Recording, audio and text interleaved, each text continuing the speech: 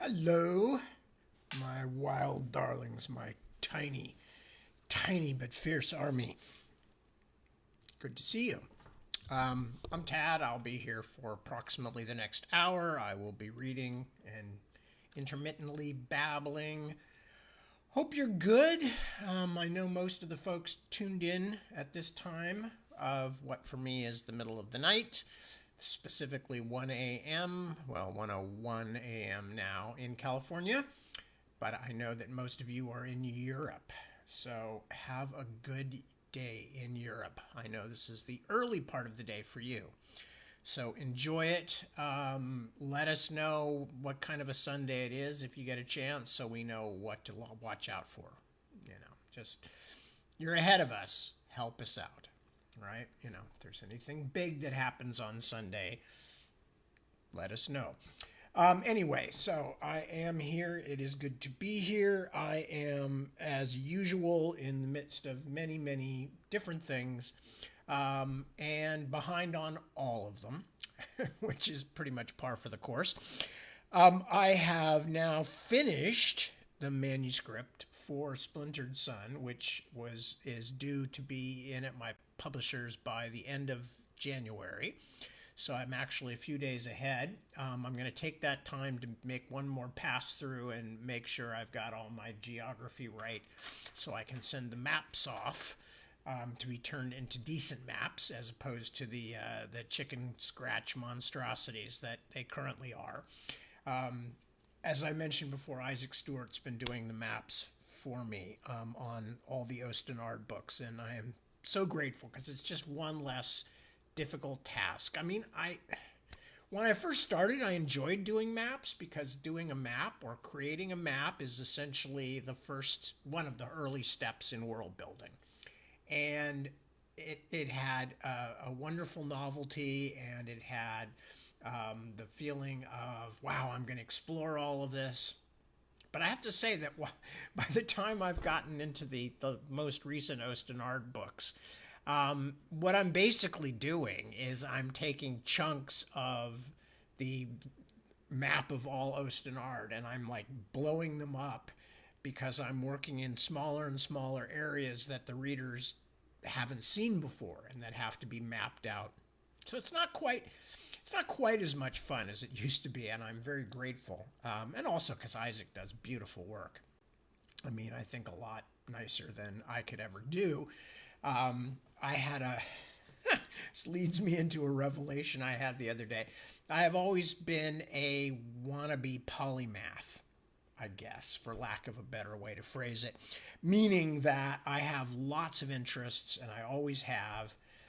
I had lots of things that I was fairly good at. I could draw pretty well. I could speak in front of people fairly well. I was like a middle of the road athlete in the sense of, within my confines. I was never by far the best at anything, but I've always been I was pretty decent songwriter, half decent singer, I mean, half decent actor.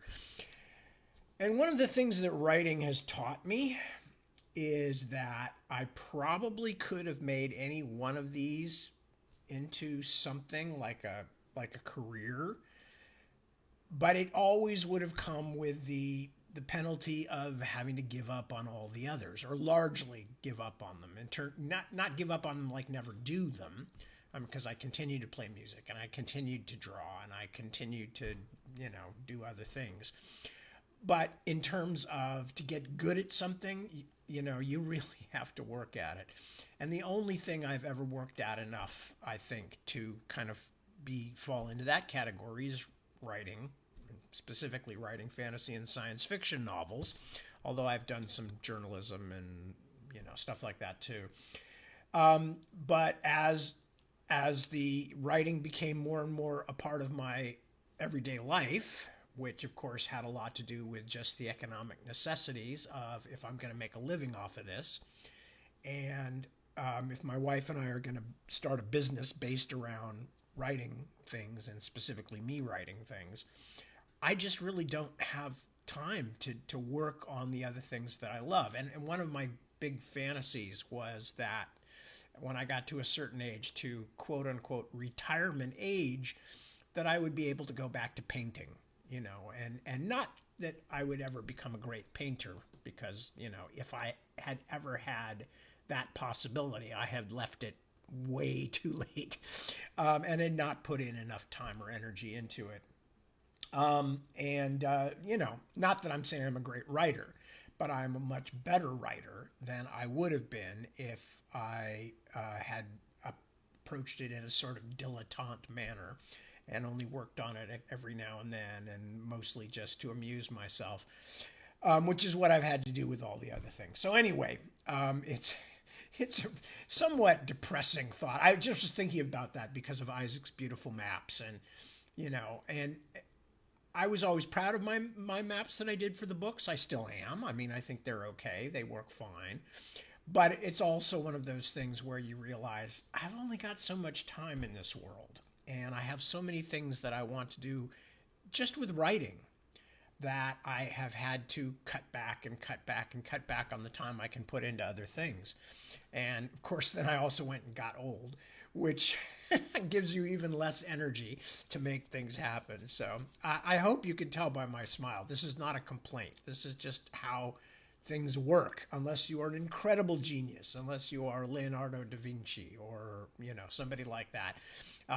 You don't have unlimited chances to get good at things. You have maybe one chance to get good at one thing, or you have lots of chances to become, meh, at a bunch of different things. And that has become clearer and clearer to me as life has gone on. And I'm not, as I said, I'm not complaining. I'm glad that I have made a few things that people will appreciate and have appreciated, and hopefully will continue to appreciate after I have dropped off my perch, as my British relatives say, popped me clogs, as they also say. But, it's human life, all life, in fact, is limited by the cost of being alive, by having a physical body and having to keep it healthy, and having because of the telomeres on the ends of the DNA strands or whatever. At this point in scientific history, we don't really have a way yet to prolong it. So you're given this finite span, and you have to start choosing what's important to you. And for me, fairly early on, family, of course. I've been married twice. Deb and I have had kids and taken in a few other kids as well. And family was very important to me. I was lucky enough to have a very kind family, and a very happy, friendly, funny family. A lot of F's there. And as a result, that was a big priority for me. And doing something creative was a big priority for me. And when I eventually managed to make one of them actually look like a potential career, which was when my first book was bought by Daw Books, and they offered me a contract to write more books, that was a decision that was taken sort of out of my hands. I mean, if anything else had happened first, if somebody had asked me to do a screenplay, or if I had stayed with theater or somehow gone into directing or moved laterally into film, I don't know, whatever. And I'm not even sure why I'm going on about all this, but just thinking about the maps made me think of it. So what else is it? So that was the starting point for all this. Was Splintered Sun is done. I basically just have to send it in, and we'll get into the copy editing phase. It's due out, I think, October, something like that. It's due out within 2026. And as I read back over it, I'm rather pleased with it. I think it's not just a good book, but I think it's a fun book, in the sense that people will enjoy both the adventure side of it and the characters and the personalities, but also just, I think parts of it are funny. I think the dialogue is good. So we'll see. Obviously, it doesn't matter what I think because I wrote it. So I'll look forward to hearing from people when it's actually finally done. Nothing else much to report. Everybody is well here. Well, I'm assuming our daughter's well. I haven't seen her for days because she's not here at the moment. But Deb's fine. She's upstairs sleeping the sleep of the hardworking. And the dogs are pretty much in the same mode. They're probably never going to be close chums, but they definitely coexist in the household without fighting. And, you know, they both get lots of love and lots of treats and stuff like that. The cats you can see wandering around in the background, they're fine too. So yeah, that's pretty much my story. Let me go see who has popped in and say hello. And then I will start reading because I've been babbling already. Babbled for quite some time. Okay. No, that's that. I don't want that. I want that. Yes, I want to leave the page. Okay. And let's see who has made comments. I see Isaac.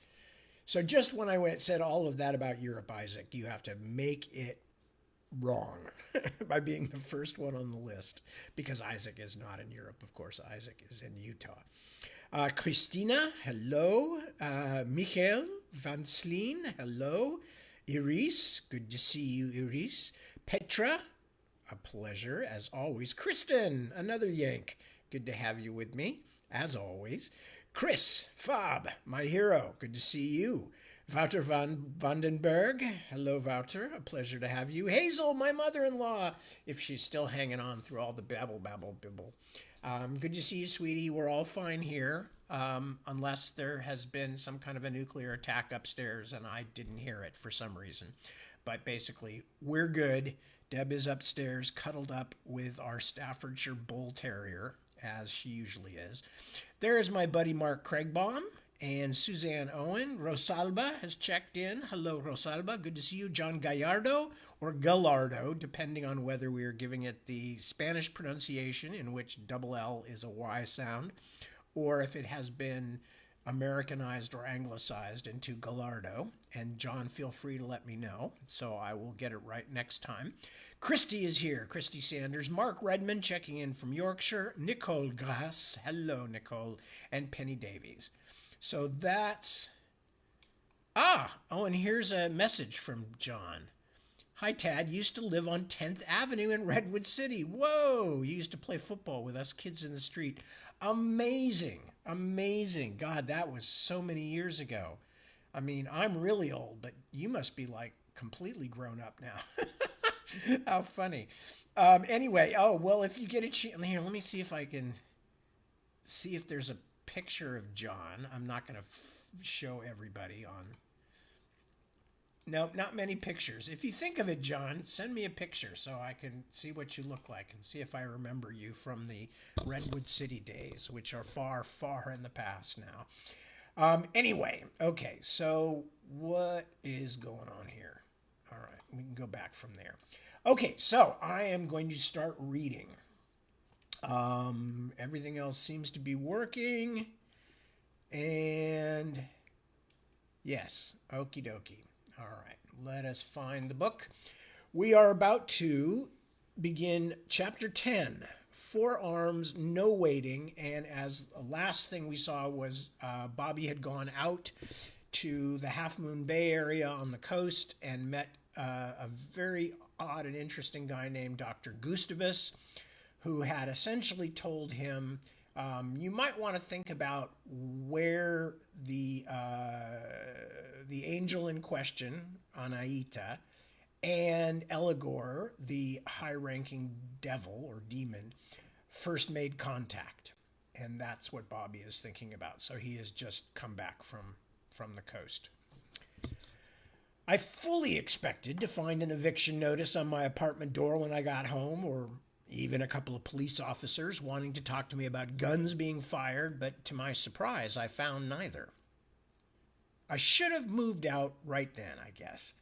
After being haunted and getting my shit all beat up in my own living room, I sure didn't feel quite the same cozy way about the Tierra Green apartment.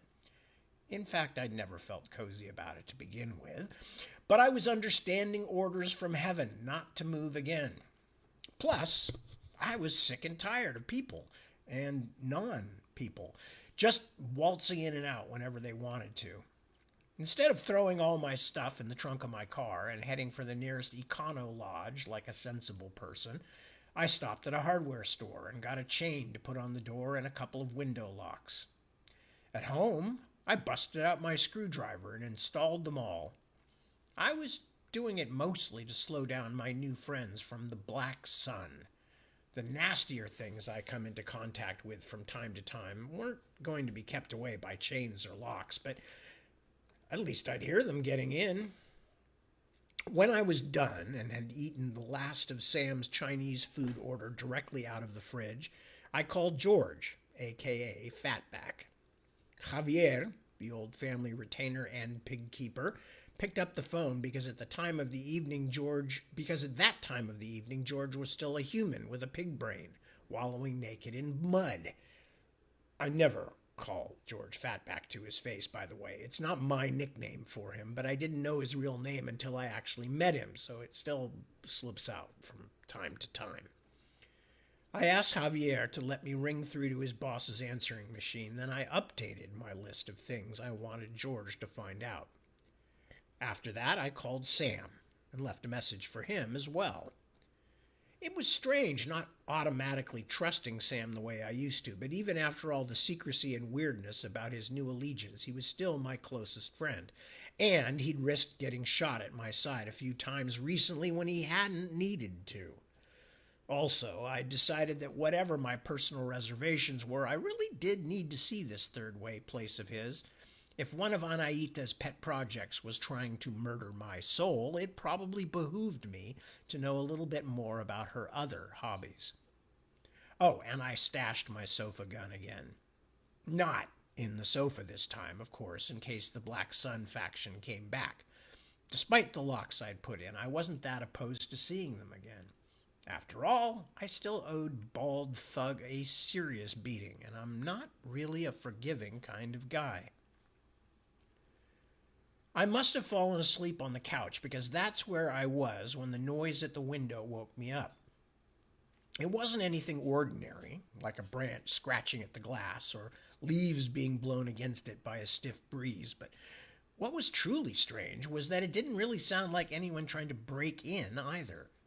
It was the same bumping I'd heard before, over and over, but with no discernible rhythm, like your drunk cousin dancing at a family wedding. I got up, but I didn't turn on any lights, and I took my automatic with me. Whatever was outside the window, it wasn't trying very hard. The awkward thumping barely made the glass shiver. Then, just as I had almost crawled close enough to see what it was, it stopped. I put my face close to the window, but I couldn't see anything beyond it except the dim, shadowy outlines of buildings and the street. My first impulse was simply to crawl back to the couch because whatever it had been was probably a brain-damaged bird and didn't seem big enough to do any harm anyway.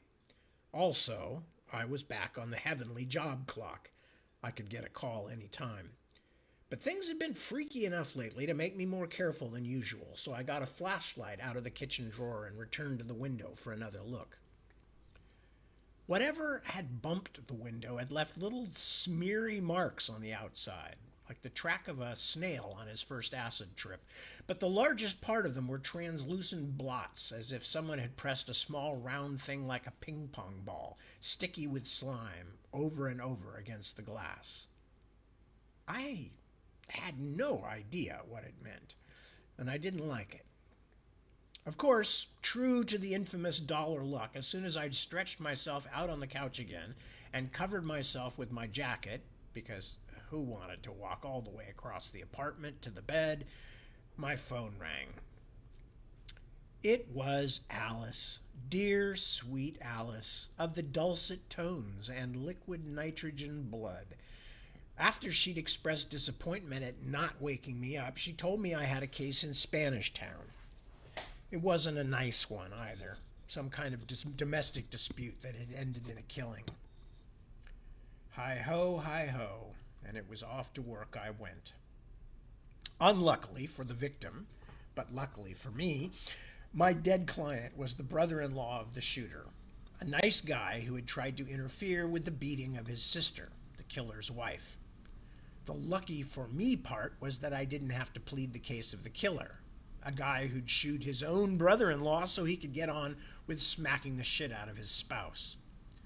The brother-in-law had been a perfectly nice, hard-working guy named Mejia, a construction worker, and I had no trouble getting him accepted into the big happy, but he had real trouble going, still worried about his sister.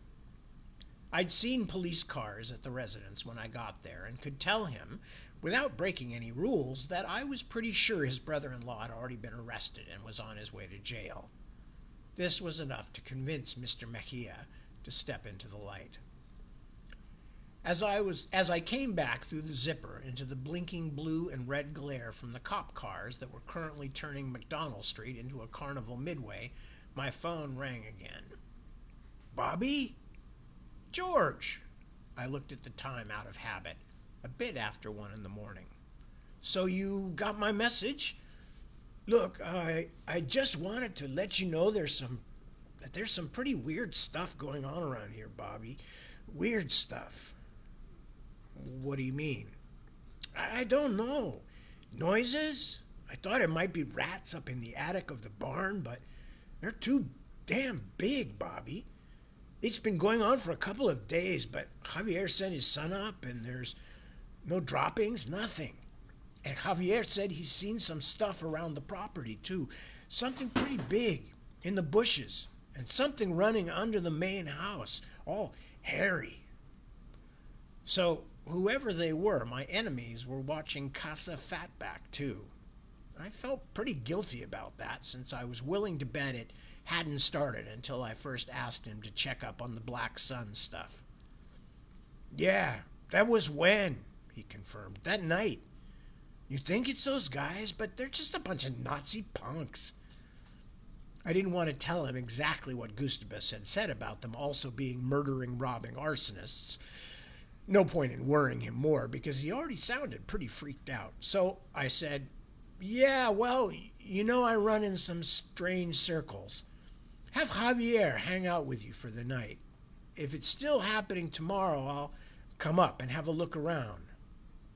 Not that I was going to accomplish much when I couldn't even keep the whatever they were away from my own apartment. My promise seemed to make George feel a little better. We were getting ready to hang up when I remembered something that had come to me while driving through Spanish Town, one of my favorite districts, and thinking idly about how the past shaped the present. Gustavus had said that in her goddess days, Anaita had been worshipped by the Persians. Maybe that was a starting point for some of the questions I needed to answer. Hey, is there some kind of Persian cultural center in San Jude, George? I asked. Persian? Like Iranian? I guess, but the people I'm thinking about, the person I'm thinking about in particular, would look a bit farther back in history. So I'm particularly interested in Persian stuff, libraries, archives, historical stuff, newspaper and magazine articles too, I guess. Don't know. That's a big search area. I'll check. Anything else? Just the stuff on your voicemail. Have Javier make sure all your doors and windows are secure, okay? And call me again if anything else happens. You're a good man, Mr. D, even if you aren't really a man. That's what she said, George, my friend. That's what she said. At least I could make him laugh. That had to be some help on a bad night, right? Because otherwise I felt pretty fucking useless. I wasn't sleeping all that deeply because subconsciously I was probably listening for that weird noise at the window again. When I came very sharply awake at 4:19 in the morning, I heard noises all right, but they definitely weren't the same as the muffled thumps I'd investigated earlier.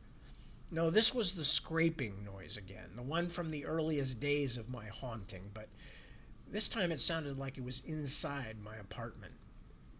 my heart was beating pretty darn fast. Barefoot, gun in one hand, flashlight in the other, I went looking for my nightmare visitor. At first, I thought the sound was coming from my bedroom because it seemed to get louder as I got near, but by the time I reached the bedroom door, it sounded like it was behind me. But once I had crept back to the living room, the noise was behind me again. The hall closet. Mine was a shallow affair, just about big enough to hang a few coats and pile up other stuff that was only needed every now and then. Umbrellas and gloves and hats. A healthier guy than me could probably have hung his expensive mountain bike on the wall in there. I paused beside the pocket doors and held my breath as the scraping noise started up again. It had been bad enough as a mysterious noise in the wall. Up close, it was much creepier. For a moment, something primal in me, something that must have predated angelhood and almost everything else, told me very urgently, don't open that door. But whatever version of me that might have been, some child frightened by a bedtime story or by a stern sermon about what happens to sinners, it didn't have anything to do with who I was now. Scared by noises in the closet or not, it was my job to open that door. So I did. As soon as the door started to slide, I heard a scrabbling, then a thump and quiet clatter, as if something had fallen into my pile of umbrellas and cold weather gear. I yanked the door the rest of the way open and shined my flashlight inside. Nothing. Well, not quite nothing, I saw a moment later. At the top of the closet, on the side wall over the shelf above the coat rack, a board had been dislodged and pushed to one side. It was far too small an opening for an ordinary human to get through, but I had been in the business long enough to realize that ordinary humans weren't usually my biggest worry. Well, I thought, at least I know how the fuckers are getting in. A movement that might have been coats and other junk settling at the bottom of the closet caught my attention, and almost without thinking, I flicked some of the clutter out of the way with my foot. I had about a half second to see something crouched in the corner, something the size of a small dog but with long, hairy legs. Then it leaped past me and skittered off toward the living room. I probably made some noise when it jumped, might even have shouted a bit. Since it was running from me, I decided I had the advantage and went after it. It stayed just out of my reach and mostly out of my sight, a gray-black shadow with spidery legs, dashing from hiding place to hiding place while I scrambled after it, always keeping my gun in front of me. We made a lot of noise. At one point, I tipped over the couch in a failed attempt to trap it in a corner. But nobody pounded on the ceiling, or the floor either, for that matter. The neighbors were either deeply asleep or had moved out or just given up. Or maybe they hadn't. Just about then, someone started knocking on my apartment door, firm and loud. I had a moment of indecision, as you can probably guess. If I ignored whoever was at the door, it might be the police, and they'd kick it in. Then again, it might be the neo-Nazis, and if I opened the door, the party might really get going. Or it might just be some of my suffering neighbors. The thing had disappeared into the living room again, but the hall closet was now closed, so it wasn't getting out that way. I decided to chance a quick trip to the door. To my surprise, what I saw on the other side of the spy hole was not anyone I'd expected, but one of the two young women from down the hall, the taller one with short dark hair. She looked very intent. I opened the door a crack. Excuse, she said, trying to see me through the narrow opening, but so loud noise. Just come home and... She spread her hands. Worried. Sorry, I said. It was a mouse. Squeak, squeak, right? It surprised me and I tried to catch it. I faked a laugh. You know, chasing it, knocking things over, bang, bang, bang. You are sure? She bent and took something from her pocket, scribbled on a small piece of paper. Here, phone to call. I am good with mouses. Call if I and Halina will help you. Yeah, I thought, you'll just love helping me exterminate a nest of devil spiders. But I opened the door a little wider to accept her number. It was, even for me, a pretty weird way to meet women. I heard the slightest whisper of movement behind me, then suddenly a knot of hair and legs pushed between my ankles and shoved itself into the space between the door and frame. I tried to lean on the door to close it, but the young woman's arm was still there, and I didn't want her to have to make her way in a big bad foreign city minus a limb. While I hesitated, the thing I'd been chasing squeezed out at the bottom. Like a cat, it was clearly able to go through much smaller openings than it appeared to need. "Oh no, your pet, get away," she said, and ran after it. This was rapidly becoming a very bad scene. I chased after her, but she was already following whatever it was down the dark stairwell and into the entryway where all the recycling bins had been piled to go out to the curb. The outer door was shut, though, so the thing had nowhere to go. The neighbor woman stopped and looked around, but it was pretty clear to both of us there was only one place it could be. "Behind," she said, and before I could stop her, she leaned over and dragged the plastic bin out of the way, exposing my uninvited visitor as it froze in the glare of the flashlight. It was horrible. The resemblance to a spider was obvious because the thing had 4 long, hairy black and gray limbs that joined in the middle as if they had a single common joint. It had no eyes I could see, or mouth either, but the worst thing about it was that each of those legs, arms, I guess you'd have to say, ended in a small, mottled human hand. A child's hand. As I stared in shock, it scurried behind one of the remaining cans. "It gone nowhere," said the young woman. She sounded astonishingly calm under the circumstances. "Now, you move other." She pointed to the can. I must have looked at her as if she were insane because she said, "Really, you move it." I pointed my gun, then reached out with the flashlight hand and grabbed the handle of the recycling bin. When I yanked it away, the thing cowered back from the light again. But my neighbor had been right. It had nowhere else to go. It backed against the wall, then climbed slowly upward a few feet, clinging like the spider it resembled. It flexed in the cradle of its long, jointed arms, ready to run again, or perhaps this time to attack.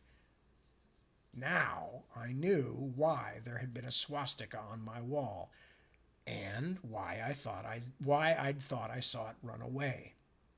I pointed my gun at it, trying to keep my hand steady. It had been a very, very long day. "No," said the woman, "not that. Not loud." Then, in almost a single movement, she pulled a gleaming combat knife out of her sleeve. One of those nasty little ones that look like plastic-handled toys but will cut through a lead pipe, and shoved it right into the place where the 4 legs came together in a knot of muscle. The blade made a wet, cracking noise going in, like someone disjointing a roast chicken. The thing hissed and the arms thrashed, but she had pinned it against the wall. As if all this wasn't surprising enough, the writhing monstrosity began to smoke. The young woman pulled her knife out and let it fall to the floor. Within moments, nothing was left of my 4-legged visitor but a greasy smear on the old linoleum and a stink in the air like extremely rotten fish. "Silver work good," she said, wiping the blade of her knife on the side of the recycling bin. "And for neighbors, better too, more quiet. Oksana, I am. You come to our apartment, drink tea, and talk, yes?" "Yes," I said. "I mean, it was 4:30 in the morning. We had just killed a hairy swastika in my apartment lobby. What else could I say?" Chapter 11. Tea and Shurikens. Halina, Oksana's red-headed roommate with the muscles, was already up and heating the kettle in their studio apartment. She had pulled her hair back into a tight braid, but was still apparently wearing what she slept in, a man's long t-shirt with the arms cut off so high that I had to keep looking away when she bent over because the bottom of the armholes reached down to the base of her rib cage. Just in the interest of fair reportage, Halina had very neighborly looking breasts and an athlete's extremely muscular stomach. Oksana went off to do something in the bathroom, so I sat on a rolled up karate mat on the floor. The place didn't really have much other furniture, just a low table and a pair of military-style bunk beds standing against the wall. If these women were a couple, they were a slightly odd one, but it was easier to examine furnishings than to keep looking away from Halina's armholes, so I went on with my observations. Only the walls of the apartment showed any sign of personality, but other than several pictures of young women with weapons, most of the things my neighbors had taped to their walls were posters and newspaper headlines in what looked like Russian, so I didn't learn a lot. There were, however, lots of weapons around. A fuckload of weapons, to be more precise, and not just in the pictures. Some leaned against the wall like farm tools in a barn. Some, as with the throwing stars, had been hung on stick-up hooks from the hardware store. A few more rolled mats and many more sharp things lay strewn around the room. I saw long throwing axes and machete-length knives and even baling hooks, as if these nice young women sometimes liked to load and unload hay. More mats stood rolled up along the walls, and I realized that they probably kept the floor clear for sparring. Halina came out with 3 glasses of milky tea and set them down on the table, along with a plate that contained what I swear was a McDonald's apple pie cut into 3 pieces. They were rolling out the red carpet for me. Oksana came back. She was at least as attractive as Halina, but I thanked the highest that she was still in the baggy tracksuit she'd worn to my door. A guy can only take so much before his mind starts wandering into non-helpful avenues. "Okay," said Oksana as Halina set out the tea glasses. "You are probably with questions." "Yes, I am probably with questions. What was that thing? How did you know Silver would kill it? And who the hell are you two?" Oksana took a piece of the apple pie and ate it quickly enough to suggest she was actually hungry, which, after finally meeting the thing that had apparently been crawling around my apartment lately, was not so true of me. She licked her fingers carefully before answering. "It called nightmare children. Silver not kill it, but does back-sending it." "Back-sending?" "Send it back," explained Halina, "to the place it is coming from." She had better English than her roommate. "To the dark place." "Keep going," I said. "Who are you?" I swept my hand around the room, indicating the mini armory they had assembled. "What's all this for?" "Protect," said Oksana. "We protect." "Who? From what?" "From enemies. Protect what they would destruct." "We are Scythians, you see," said Halina more than a little proudly, as if that explained everything. I didn't even recognize the word at first. She pronounced it Scythians. "Also, some are calling us Amazons." "They were our ancestors." Click. Finally something made sense. Amazons. Scythians. I nodded. Foxy had said something about that, I remembered. "You were at the auction for the feather, weren't you? At Islanders Hall." Halina shook her head and blew on her tea. "No, those were sisters of ours, but they have gone back to Ukraine. Now our turn to be watchers, to be protectors." I tried my own tea. It was a little sweeter than I liked, but after the night and morning I'd had, it was quite acceptable, thank you.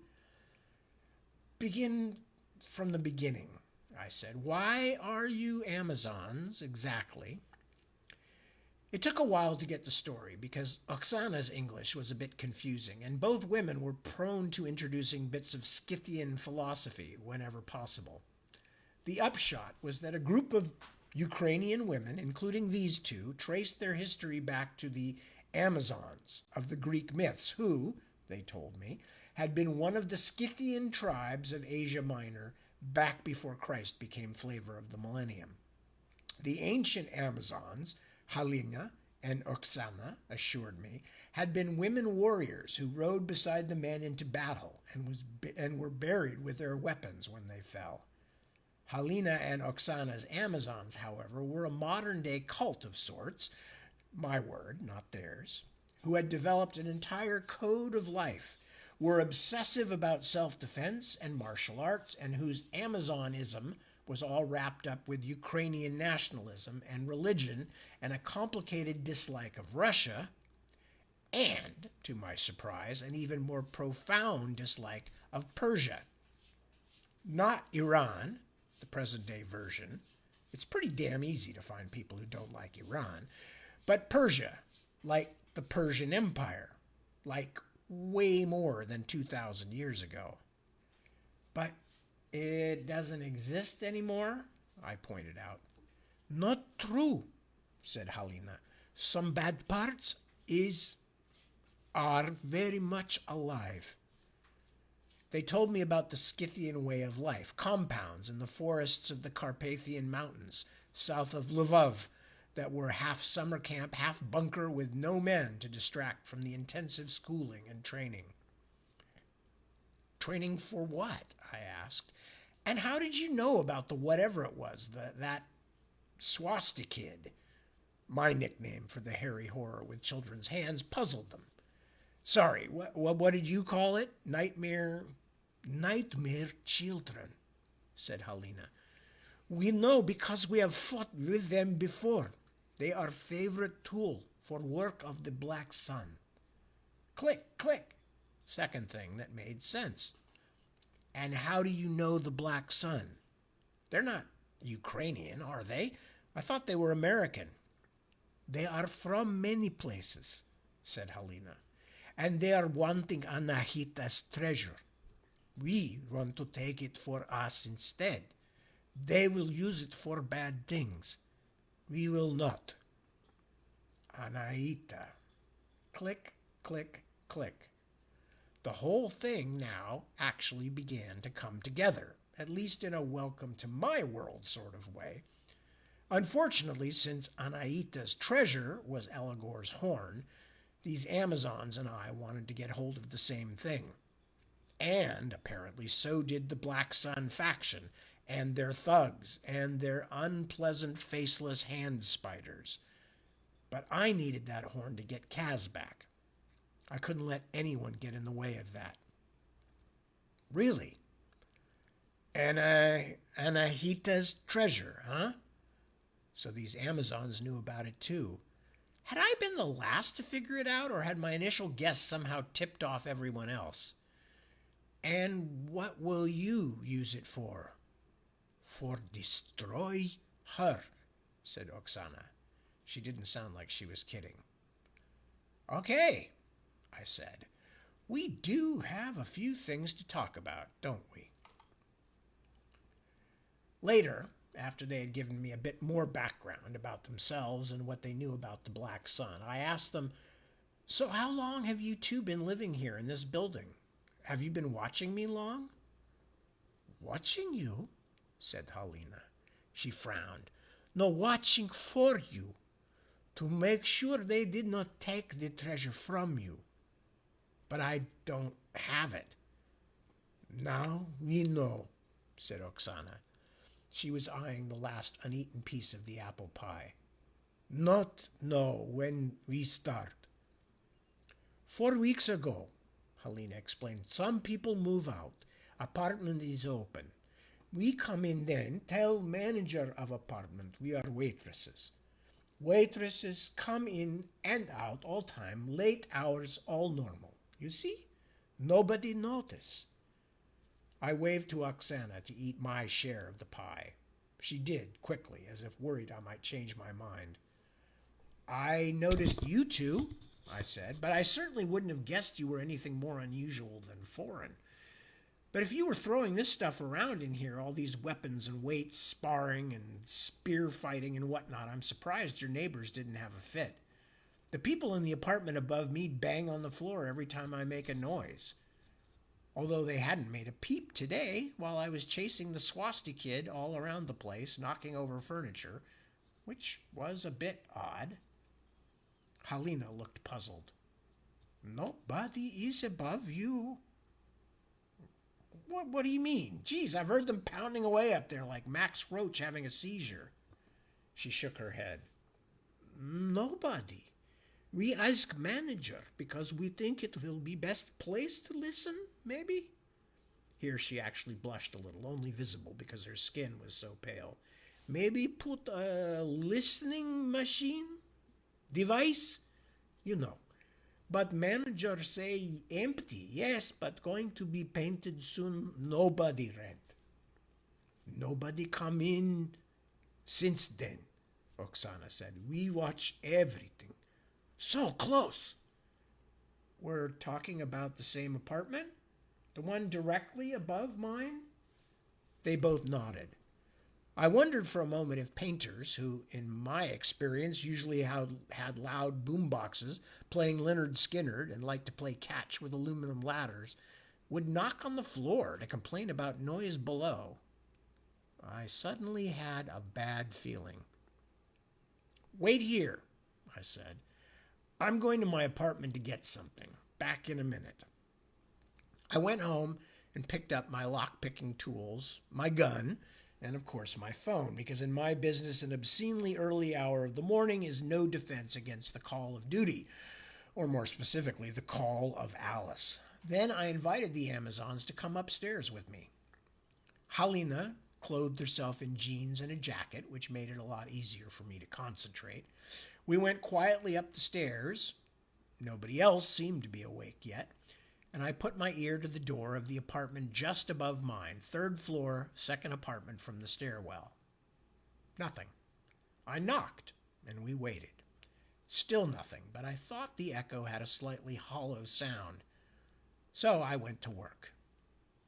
25 seconds later or so, most apartment locks are absolute shit, I carefully pushed open the door while standing with the Amazons to one side in case somebody started shooting.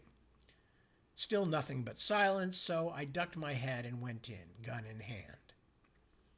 It was silent, but for the buzzing of flies, and it smelled like death. Not the recent kind, salty with spilled human fluids, but like an unplugged refrigerator someone forgot to empty. It was also dark. The light switch didn't work, but there was enough gray dawn light leaking in through the blinds to show that the apartment was indeed empty. I could, however, see a few signs of recent occupation. Apparently the last tenants had been a family, either the Mansons or the Adamses, to be specific. The beige walls were scrawled with painted symbols. I hoped it was paint, but a lot of it looked like dried blood. None were in any language or alphabet I recognized. The carpet had been cut to ribbons and folded back, and someone had made a kind of campfire out of an iron pot set in the middle of the room. Ashes and pieces of burnt wood still half filled it, and the pot itself sat at the middle of a crude version of the black sun symbol, drawn on the wooden floor with what looked like smears of gleaming fat. The flies that had risen into the air at our entrance now settled back down onto the sticky scrawl and continued with the business of being flies. Oksana was holding her nose. Halina had pulled the neck of her t-shirt up over hers. "Phew," said Oksana. "Very bad." "You damn bet this is very bad. These fuckers have been living right over me, probably since before you moved in. No wonder my apartment is haunted." As we stared at the ghastly scene, something vibrated in my pocket. I looked at my phone. It was Alice. I have to take this, I said, and stepped into the hall. It was a client, of course. Heart attack at a gym over in Mayfield. Sorry, I told the women. I have to go. Business. We'll talk later, right? Tonight? Halina and Oksana nodded. They were looking at the wall inscriptions with carefully non-committal expressions, but Oksana was still holding her nose. Just close this apartment up and stay away. And please don't move out of your place before I get back, okay? We still have a lot to talk about. This was meant to send death, said Halina, frowning. She kneeled beside the iron pot and lifted out one of the chunks of pale burnt wood. This is not wood. This is a bone. Children's bone. They tried to kill you. Then they're going to have to send more than one inky-dinky spider, I said. But I wish she hadn't told me, because I was pretty sure she was right. On the way out, I called somebody I knew to send over a cleanup crew, the kind of angels who make unpleasant messes disappear. There was no way I was coming back to my apartment knowing all of that was still spoiling in an empty room upstairs. It's pretty depressing dealing with a 40-something guy who just keeled over dead on the elliptical machine, leaving behind a wife and kids he loves, even if he gets a heavenly invitation at the end of it. I mean, I know that's good, but even if his family believes in an afterlife, they're still going to miss him. Anyway, the job kept me occupied until later in the morning, at which point I grabbed some breakfast at a coffee shop and drove around for a while, trying to figure out what to do now.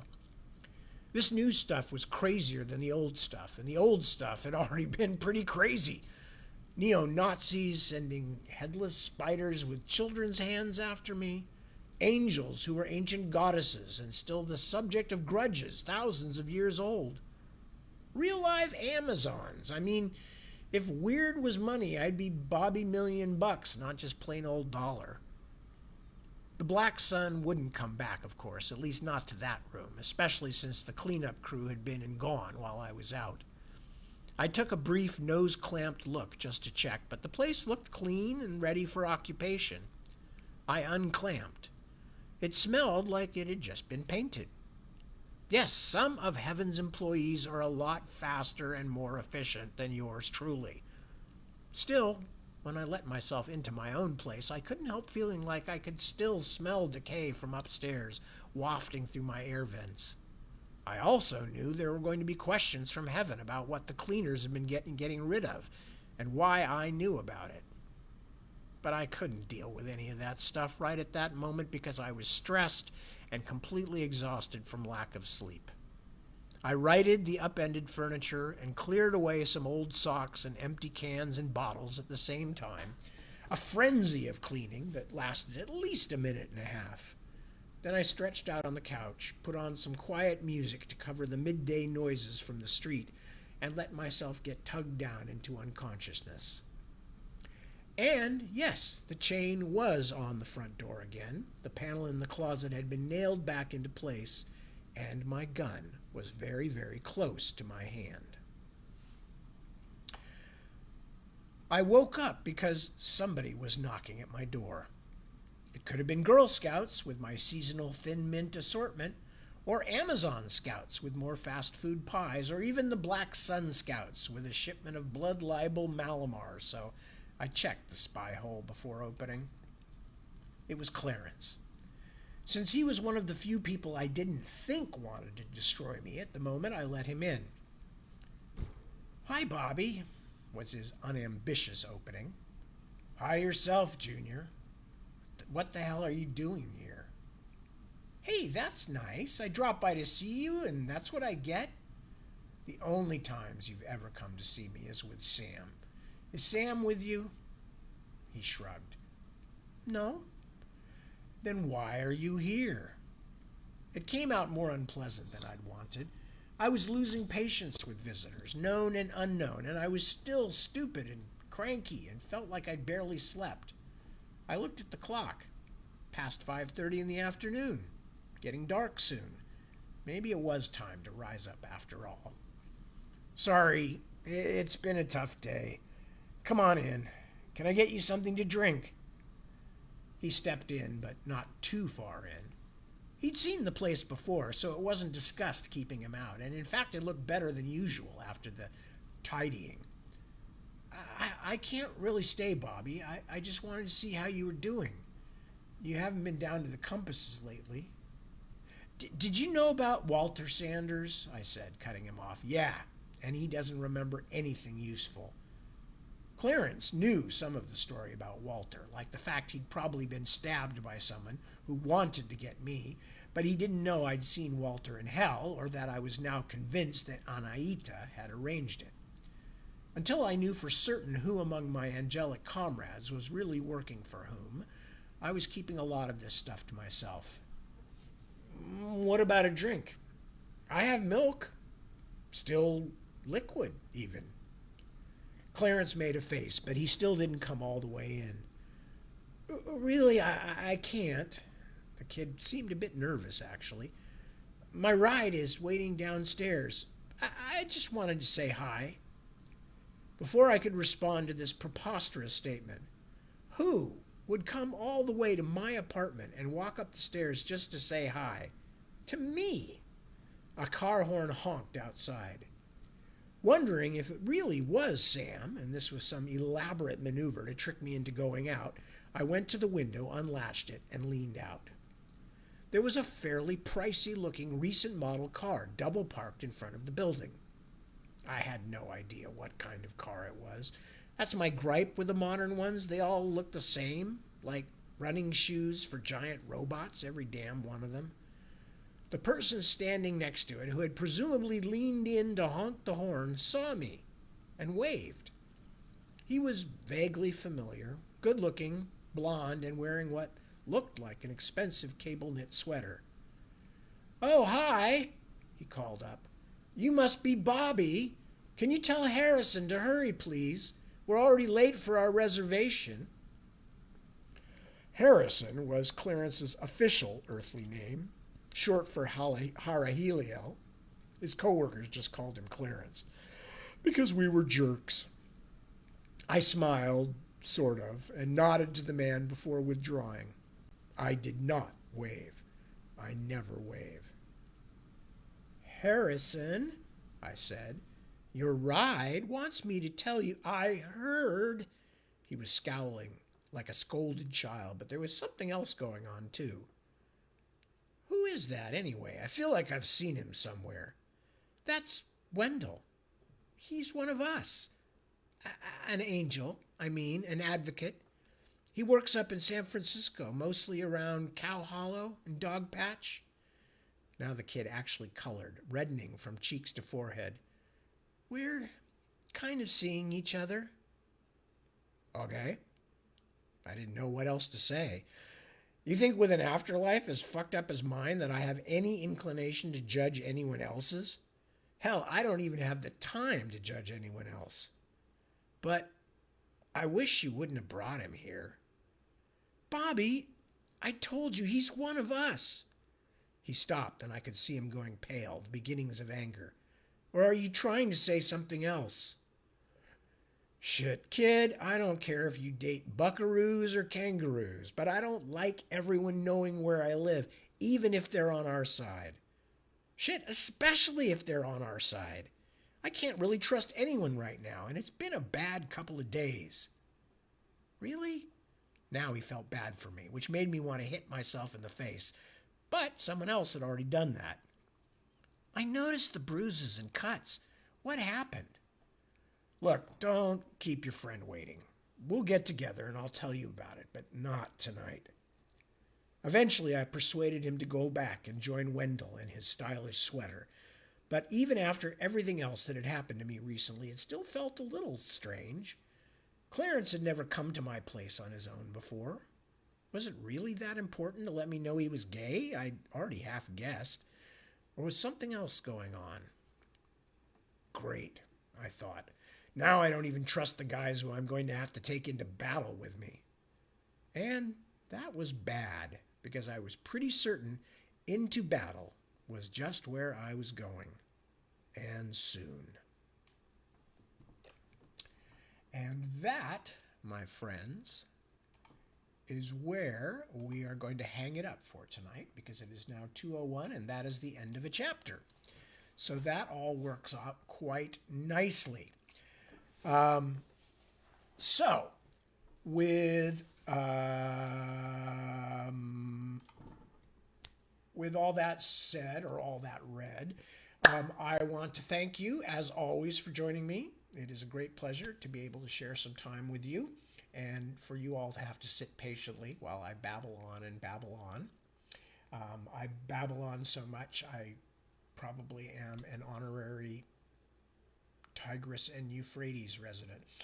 But all that already established, I just want to say take good care of yourselves, take good care of your friends and loved ones, take good care of all the important stuff, but also keep an eye out for people who might need a helping hand, kind word, whatever. Because that's important stuff too. And with that, I say again, thank you, peace, be good, and I will talk to you all very soon. Oh, and of course, I'll be here at 7 p.m. to continue reading the next chapter of Sleeping Late on Judgment Day. Ciao.